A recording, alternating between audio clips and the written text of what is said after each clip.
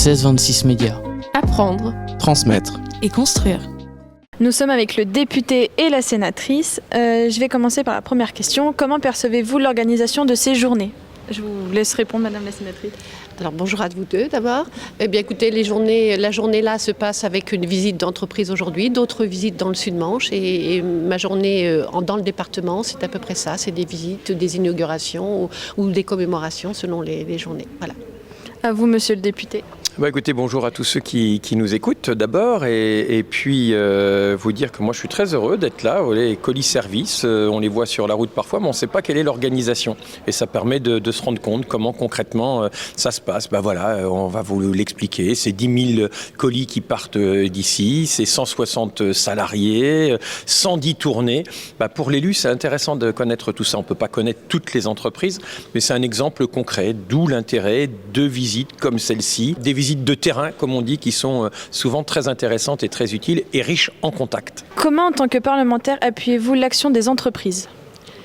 Eh bien, c'est d'abord essayer de trouver les verrous législatifs qui peuvent faciliter l'activité et le développement d'une entreprise. C'est aussi parfois voir un petit peu quels sont les freins qu'ils rencontrent, alors sur le plan de l'environnement, sur le plan d'urbanisme, sur le plan tout simplement de la législation. Donc c'est essayer de les aider, de voir ce que nous pouvons au niveau parlementaire, sur lequel nous pouvons agir pour pouvoir faciliter cette activité ou faciliter l'installation.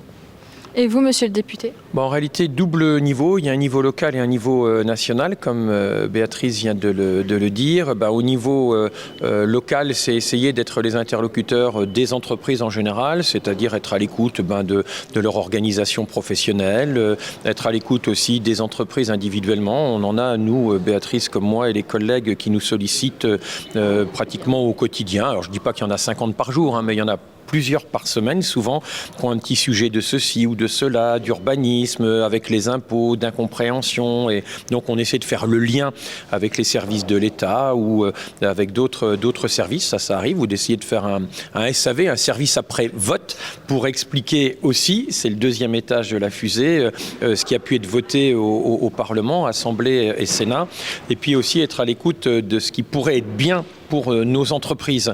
Et clairement, aujourd'hui, ce qui ressort très souvent, c'est libérez-nous un petit peu de certaines contraintes, de certaines normes. On n'est pas contre les normes, mais trop de normes tuent la norme et nous tuent. Donc c'est essayer de trouver l'équilibre et être le porte-parole de nos entreprises, de la Manche et de façon générale du milieu économique au Parlement. En tant que parlementaire, que mettez-vous en place pour favoriser l'attractivité des entreprises sur le territoire ?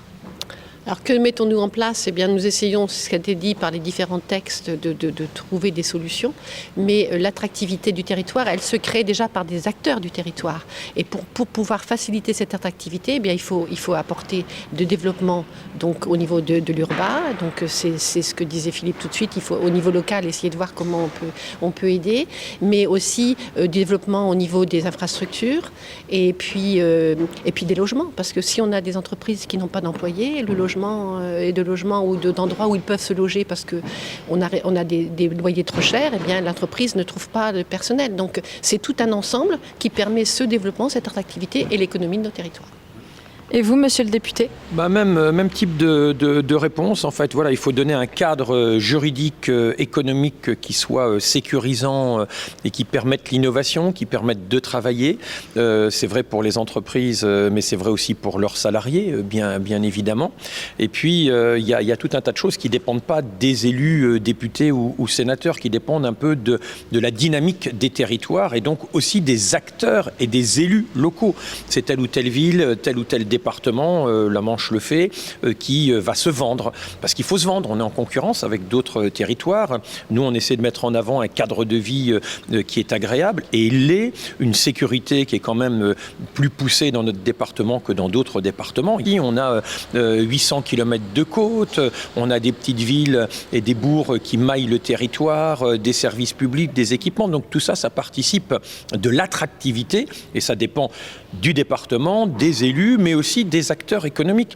S'il se dit que dans la Manche, il fait bon vivre, mais aussi bon travailler, parce qu'on a de bons employeurs, parce qu'il y a de bons esprits d'entreprise, etc., ça compte aussi. Donc c'est une alchimie, il y a plusieurs ingrédients dans le shaker pour que le cocktail soit un beau cocktail, et il est plutôt pas mal dans la Manche. C'est un sacré enjeu, un défi même du quotidien. Tout à fait. Merci d'avoir répondu à nos questions.